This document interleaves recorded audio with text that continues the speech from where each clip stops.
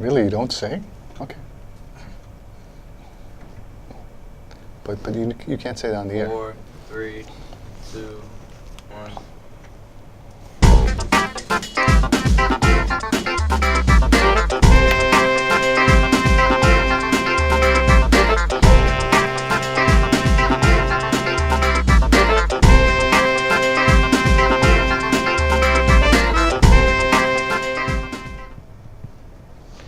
Okay, hello everybody. Welcome to the show. I'm Frank. And I'm Mark. Okay, I have two quick announcements.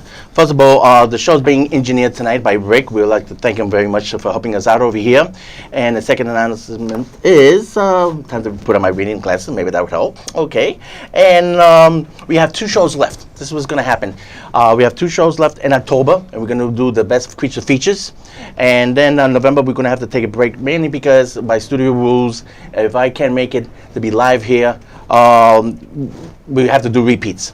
So, with that being said, so what's going to happen, you keep on doing the shows. Well, that's where our other page, we're going to bring that up right now, and that's our blog talk page, okay, Videoland Express blog. If you go to Google, if you go to our website, www.videoland Express, all the links I'm telling you about is on the homepage. If not, just type in Videoland Express blog, and it'll come out as Videoland Express Black Spot. That's the way it is, with the big www. But either way, that's a daily diary. And also, if you look on the right-hand side, you see our logo. Scroll down a little bit, and you see Videoland Express Create Your Own Call. We switched platforms. It used to be Blog Talk Radio. That's been on the back burner, and we started season 3 on the radio show. There you go. He's moving it up right on top. There you go. Create Your Own Call. That is Talk Shoe Radio. It's supposed to be a pun on talk show, but it's Talk Shoe. And we already have 2 shows, the season 3 premiere and Godzilla Blu-ray review. And yes, what's going on with the Frankie-san music show. That's going to also premiere in November. Okay, so in November, we're going to have, of course, Gotham, a big hit there. And you see all the links that I have. So the radio show is going to take over for MNN. So I think for November, December, all the way to January, February, and March, we'll probably be back in springtime on MNN to celebrate our 25 years. But this blog and the radio show is going to take over starting in November, big time. Okay. Of course, like I said, the last show we did a Blu-ray review on Godzilla. And I'm a little bit behind, going to have to catch up. I'm going to be talking about Captain America, mainly because there's a lot of behind the scenes of Captain America, but I'll be talking about that on the radio show, where I'm not, squishing on a 30-minute frame. And let's not forget Batman, the TV series. Yes, Gotham is a big, huge hit, and this is the show that has the coolest car ever made. That's right, the original Batmobile. Well, the original Batmobile for 1966 TV show. Anyway, that's going to come out on the box set. So, with that being said, Black Page, Talk Shoe, and the radio show. And don't forget, when you join Google Plus, you get to be part of our Godzilla community page. We're up to 800 members. We're coming close to 1,000 members. Okay, that's been on for about a year. So let's not forget about that. Now, one last thing. Also on the radio show, I'm going to be talking about the day in the life of a background actor. Yes, I was on the 2nd episode of Blacklist. This coming Monday, Mr. Red over here confronts Merlin. Oh no, excuse me, Mr. Berlin. Okay, you saw the trailers where they talk on a bench. That's Coney Island. We were there for about a good 10 hours filming that scene. And another scene in the episode, you will see him at the shooting gallery where he wins his big stuff, not teddy bear, but a big stuff, the kind of ducky kind of thing. He wins that, and you see a bunch of people going back and forth in the background. I'm one of them. Hopefully, you might see me. Don't blink. Hopefully, I won't blink. I might miss myself. But that's right. And I'll be talking about a day in the life of being a background actor. And yes, James Spader, the Ultron, he was only 5 feet away from me. The whole time, basically. I'll be talking about that on the radio show. That's why all that information is going to the radio show. And I'll have a show this coming week, probably like Wednesday or Thursday, just to let you know. And, of course, everybody's looking forward to Family Guy and the Simpsons crossover. I think that's coming in tomorrow. Yes. Yes. And also, Sunday. Sunday. And also they're going to have Family Guy with Futurama. I think that's going to be in October or November, where Bender has to go back in time to stop Stewie using his time machine. So crossovers are happening. As you notice, one of the crossovers on the blog was going up and down. You saw one of the apes from Planet of the Apes sitting on the Star Trek bridge. That's a comic book that's coming out.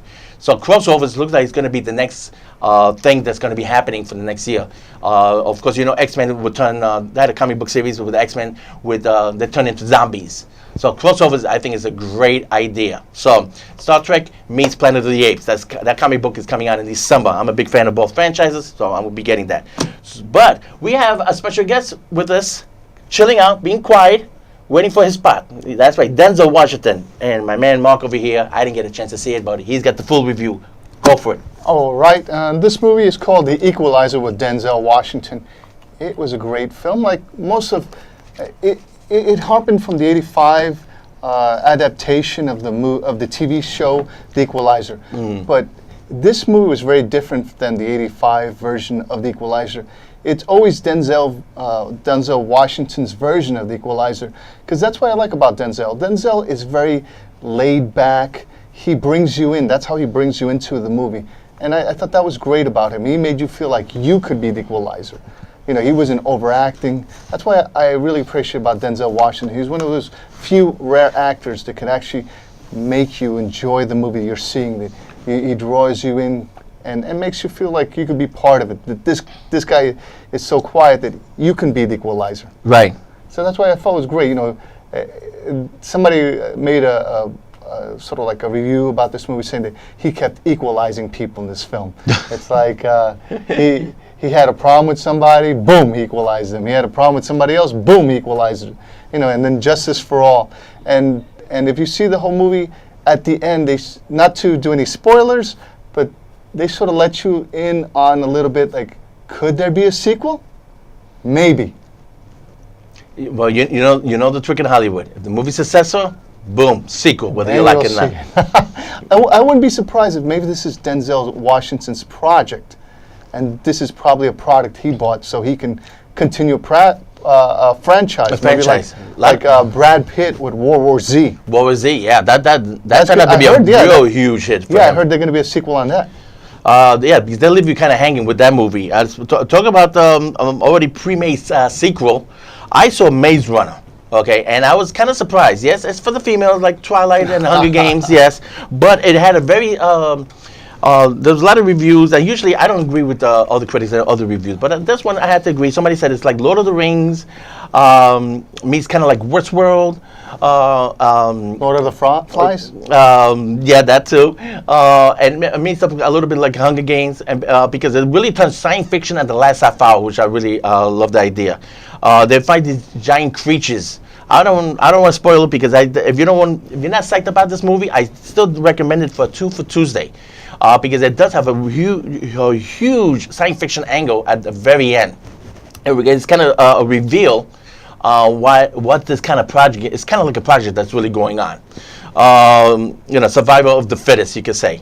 But the movie does leave you hanging, and that's an automatically built-in sequel. Because what happens at the end, again, who's behind the maze, okay? And the movie tells you at the very end, and what's behind the maze? Well, they tell you what's behind the maze, but they don't tell you what the whole project is about. And of course, you want to find that out, they'll leave it open for the sequel. So it has an automatic built-in sequel. But you know what? As far as a franchise, I wouldn't mind at all. I think this has potential. You think Equalizer has a potential? Oh yeah, it's Denzel. It's Denzel at his best. It's kicking ass. Exactly, Denzel kicking ass. Somebody else compared it to Liam Neeson's movies, Taken. Taken, right. So Taken, Liam Neeson's continued to do that, where he just does Taken 1, Taken 2, Taken 3. Hey, how about that for a crossover? Have both Liam Neeson and Denzel together at in a movie. Other. Together or against each other? I think I prefer them to see them together. More of them kicking as more of a body count. Yeah, but talk about the two things about Liam Neeson. Everybody had a problem with Taken 3, the title. They took the E and they moved it backwards and they put a 3 to it. But it's because a lot of people were snapping. Taken This time, his character is being chased after. So how can you say his character is being chased after, and you're gonna say the title is Taken? So they, instead of being Taken 3, the hunt for this or the hunt for that, they just said, listen, just take the E, turn it around, Taken 3, boom. I thought that was a great idea, because how are you gonna name it, especially when Liam is being the hunted guy? Right. So there was a lot of controversy about the Taken, and they just, listen, just Taken 3, leave it as is. Hell. Hopefully it'll be a lot better than Walk Among the Tombstones. What are Which you saw. you on? Oh yeah, I imagine. I see you got stuck with a good one. You saw Equalizer. I got stuck with I couldn't Maze Runner, force which was myself. okay. It was okay. I couldn't force myself to see Maze Runner. I couldn't force myself to see Walk Among the Tombstones. Well, let me tell you, if it wasn't for the science fiction angle, I would have been pissed off. Maze Runner. I wouldn't paid the $15 or whatever, the $10 in the matinee, whatever. But I still recommend it for Tuesday. Walk Among the Tombstones. I cannot even recommend it for Tuesday. It was so boring. It's supposed to be a film noir. As a mystery and as a thriller, it failed. It was just yawning. Basically, his dialogue was, yes, I'd like to ask you a question. I need some answers. I have a couple of questions. You mind if I ask you a question? You mind if I ask you a couple of questions? You know, Was that Columbo? Yeah, I have a question. Yeah, it was like, remember Columbo, the old Yes. TV series? Yeah. It was annoying. It was annoying, asking questions. And then finally, he has a mano-a-mano with a guy that the fight lasts 2 minutes, shoots him in the head, movie over. Nice. And $15 went right out the window. It's got to be, Great. I say it's one of the worst pictures of the year. It doesn't add up to anything. It doesn't add up as a mystery, as a thriller, as an action flick, as a film noir. And, you know, it looks like he's, you know, hey, I can't blame an actor for collecting his paycheck, you know? But I can recommend It's hard to make a movie in Hollywood.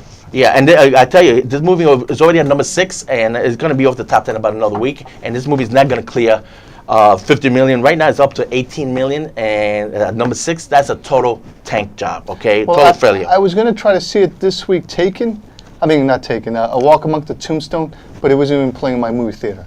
Damn, they play everything over there. Yeah, Basically. it was on 42nd Street, and they didn't have it on 42nd. They didn't even have it. Yeah, 42nd Street. What does that tell you? AMC 25.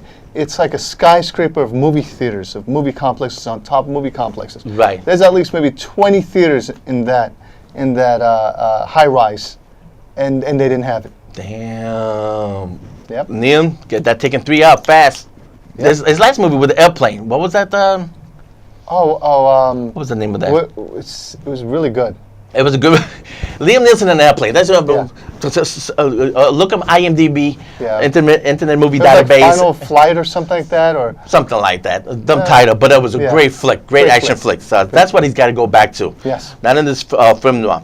And another movie that came out this weekend already is really doing bad. Box Trolls. I mean, the guys that did Caroline and what was it? Paranorman. Two great stop motion pictures. I love stop motion animation, but Yes. I haven't got around to it. But Box Love Trolls, Caroline. great, and that was a great flick. Great. Well, a lot of critics and kids are not liking this movie, and it's going to bomb out at $15 million. They should have done Caroline too. That's the direction they should have done. Caroline in the City. Something like that. Yep. And the other one that's already going to be bombing is No Good Deed.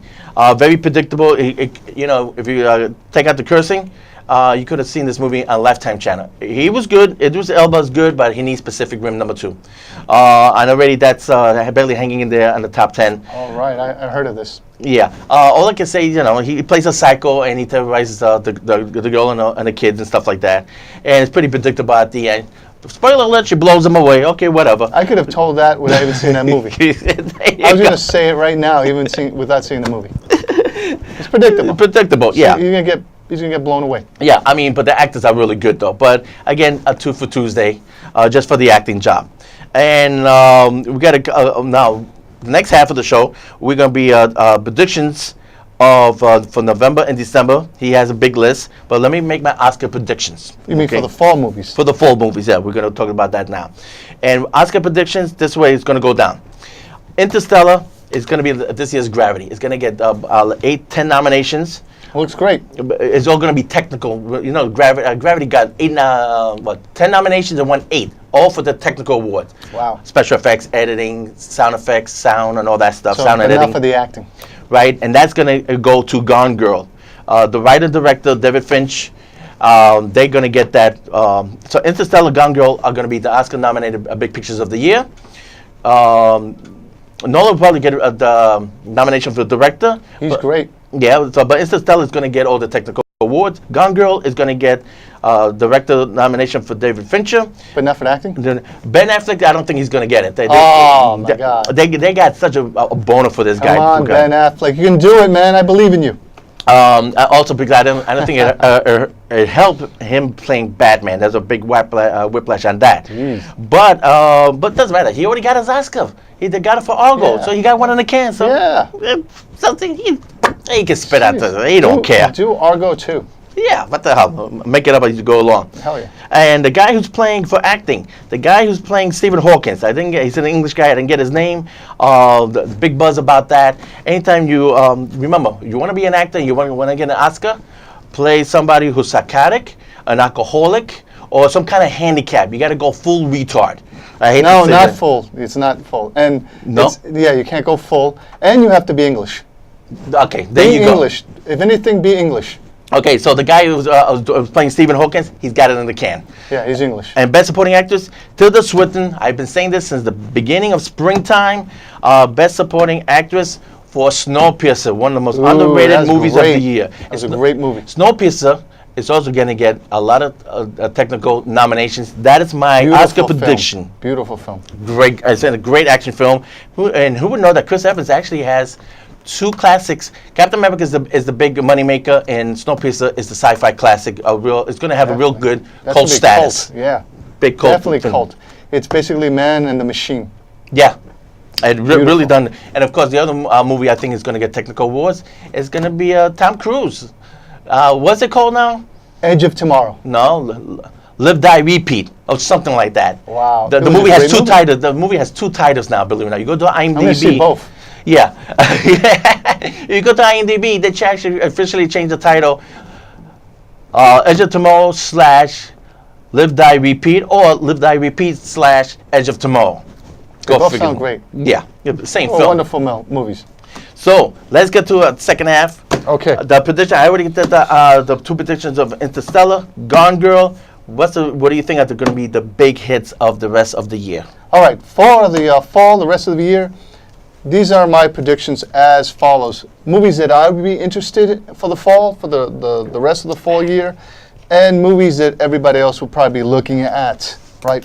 For example, the movies that I would probably be looking at for this fall would be Dumb and Dumber. I know you don't like that. Nobody was asking for the sequel. John Wick. It's Dumb and Dumber 2. John Wick with Keanu Reeves. He's coming back as an action star, yes. Dracula Untold. Another one? Yeah, another one. St. Vincent with Bill Murray. It's already getting rave reviews because of Bill Murray. I mean, Bill Murray could be in a toilet paper commercial and people say it's great. Yeah, he's so overrated. Ooh, I said it. That's right. How could you? That's the email. Send it to me. James Gandolfini in The Drop. That came out, believe it or not. Oh, I thought it hadn't come out yet, but this is what I'm looking towards. It came out in limited release and it got mixed reviews. Wow. But since it's one of James Gandolfini's last movies, I can't wait to see it because this guy is still working. It's great. Fury. It's a World War II movie with Brad Pitt. Yes. You know, Shia LaBeouf's still working. I'm shocked. Yeah, but he's not starring in the movie. He's got not, like but the he actually third, fourth got billing. He got billing in it. He actually got a job. He got a job, yeah. I can't believe it. But he's in the background, way in the background somewhere. And this is another movie that just came out. I think it came out, it's coming out. It's called The Two Faces of January with Christian Dunst from Spider-Man fame and Viggo Mortensen from, what do you call that, from the Two Towers, Lords of the Rings. Right, Viggo Mortensen, right. He did that Western with Ed Harris. Right. This is going to be... He got Oscar nominated for that picture where he played a Russian assassin, where he has a big fight scene in History of Violence? Yes. He got nominated for that. But that was funny. I loved the thing I loved about that movie. That was a great movie. It started just like the comic book, which is a graphic novel, and then all of a sudden it veered somewhere else. I didn't know that was a graphic novel. It was a graphic novel. It was a graphic novel. It had its premise. You just had to follow the script. But just like Hollywood, like anything, you start here, and the book, you start at the same spot in the marathon, and all of a sudden you guys end up running in 2 different spots. Right, that was like Kick-Ass 2. They changed. It was exactly like the graphic novel, so pretty much. Right. And then, like the third act, it decided to go to a different direction altogether. Yeah, it's like, hey, the finish line is that way. Why the hell are you running over here? They brought in this huge, giant aquarium fish tank, which Yeah. was not in the graphic novel. I Right. said, whose idea was this? I don't know. Was this? I mean, but- Hollywood. Yeah, Hollywood. Okay, so So it's called Two Faces of January. I heard it's really good. It's almost like the talented Mr. Ripley. Oh, okay. That wasn't such a good movie. Well, it's sort of like Shawshank Redemption. That's a classic. Okay, that's a good movie. Classic feel to it. A lot of people love the talented Mr. Ripley. So this movie is going to probably become a classic hit. Well, a little trivia. When Shawshank Redemption came out, first of all, nobody can pronounce the damn title. Yeah. And it came out, and it was up Took a against, while. I forget what the competition it was up against of that year. And the movie came out, and it tanked. It got a bunch of nominations, like 8 to 10 nominations, for including Best Picture, Best Acting, Directing, name it. And it And didn't. Morgan Freeman. Yeah, and it didn't win anything. The picture just tanked altogether. It came and went, and by one weekend, a couple of theaters had it for the second weekend. It went into history. Then once it got released on tape and DVD, it got cult status, and now it's considered a modern day classic. It's a classic now. But It's you crazy. talk to anybody when that movie came out, nobody saw it. Mainly because nobody can pronounce the damn Shawshank, Ching Shong, Chang Chang with that what? Shawshank. And that's the Redemption. Coen brothers, right? No, it wasn't. okay. I forgot the director, famous director. I forgot. We Okay, went I thought blank. it was. All right, so now these are the movies I think I'm going to predict that are probably going to do good for the rest of the end of the fall. For the rest of the audience out there. I'm Okay. thinking Penguins of Madagascar. Yes, that's always a given. Yeah. The Hunger Games Mockingjay Part 1. I always predicted that the only movie that this year it was going to make over 300 million was going to be The Hunger Games, of course. So did I. Yeah, we both did. That's Yeah, because we said it was a definitely teen tearjerker. Exactly. But Guardian of the Galaxies proved me wrong. That finally cleared 300 million. But that's the only picture that made 300 million this year. That's sad. But Hunger Games is probably going to get like 350 to 400 million. It might come close to 400 million, especially that whole thing about Jennifer Lawrence, the nudie pictures and everything like that. That doesn't hurt business. That creates a lot of buzz. And now everybody's still looking forward to Hunger Games because there's really nothing that much out there from what you say on the list. I don't know. What are you going to see? What are you going to see? The Hobbits? I'm done with the Hobbits. I'm What are you sorry. going to see? That's the second. They call it the third film, third Hobbit films. They're going to call it the five army war or something like that. What's that stupid title? Five armies. It's really no spoiler. I'm sorry to say this, but it's really about them killing a dragon. Basically, yeah. But they're going to try to put a war of 5 armies together, while the whole concept is of them killing a dragon and then having the movie just wrap up. Right. Well, first of all, everybody knows I'm peeved off because it's only a 300-page book, and he decided to make it into 7 hours, okay, which is unheard of. God, could you imagine doing that in a book report? Oh, Jesus Christ, just to kill a dragon. And then he had to take parts.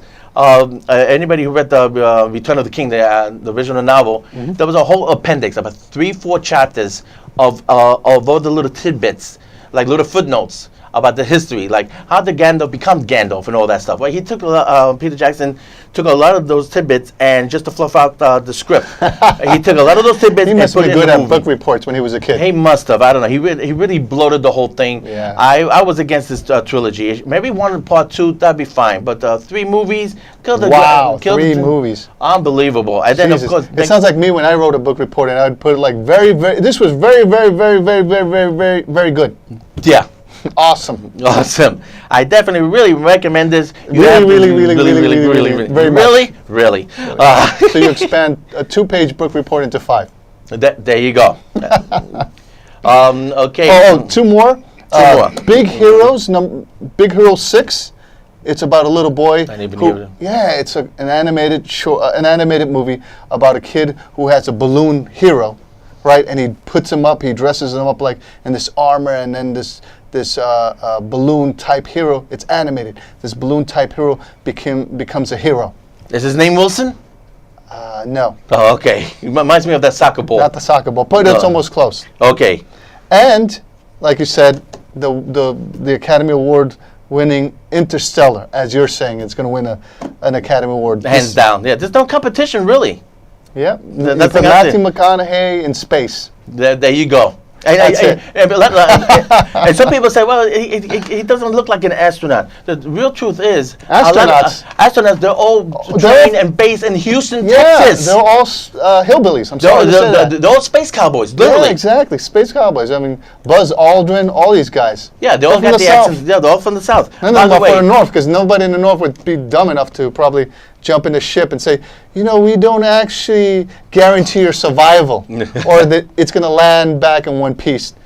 Oh, you know what? Forget it. I'm taking a hike. I'm going to take a job as a cop. That's safer. That's safer. Okay, and of course, we know that Robin Williams passed away, and he's going to be in 2 films at the end of the year. Wow. Night at the Museum #3. He's a prolific guy. Where he does the character of Theodore Roosevelt. Yes. And the movie Merry Friggin' Christmas. I mean, I like to see that. It's like a Bah Humbug Christmas. Yeah, it's as Bad Santa number 2. Oh my God! Yeah. Great. So he's going to come out with that. So those are the predictions. Like I said, we have 2 more shows to do in October, and we're going to be taking a break throughout the whole winter time. Listen to my radio show on TalkShoe. It's on my Blogspot page. Just type in Videoland Express on Google. You see the website where it has all the links. You go to my blogging page. That's every day I put something. I think we're going to bring that up one more time. I think we will. Let's see. And we're going to go out of the show. I'm Frank. This is Mark. That's been Denzel in the middle. And we're going to go to that page. And we're going to talk our way out of this here. Yeah, but like I'm saying, eventually we have to start talking about how do you say, the movies nowadays or the shows that now are on broadcast television. Yeah, well, we're going Gotham, you know, there you go. You got Gotham. The Flash is coming out. Right, we're waiting for Taken 3. Taken 3. Oh, and I forgot to mention about the double dipping. You heard about that, guys. With X-Men, they're going to release it this coming week. And in a couple months, they're going to double dip you again. Where they're going to put the director's cut where it includes Rogue. So watch out. That's for your information. They expect you to double dip on this movie. They're going to have a couple features, whatever, on Blu-ray. So why did they cut it around in the first place? Because the movie was too long. Why didn't include it on the director's cut now? Why they wait? It comes out in October in about a week, and then it's going to come out in springtime next March with a special double edition when they're going to stick 15 minutes into the movie. Nice. Again, double dipping. I think that's a sin. Same thing with Godzilla. Okay, everybody, we're going to be heading out now. That's our blog page. And also, it has the widget, create your own call talk show, right on the bottom. You see the little thingy right there. Okay, and that's our ready show. We got 2 shows, and we're going to have about 10 more shows for October. And that's going to be taking over Videoland Express while we're taking a break for the winter. You can find me and hear me on TalkShoe Radio. Everybody, thanks for tuning in. And we'll see you in 2 weeks in October. Creature Features. Peace. Okay.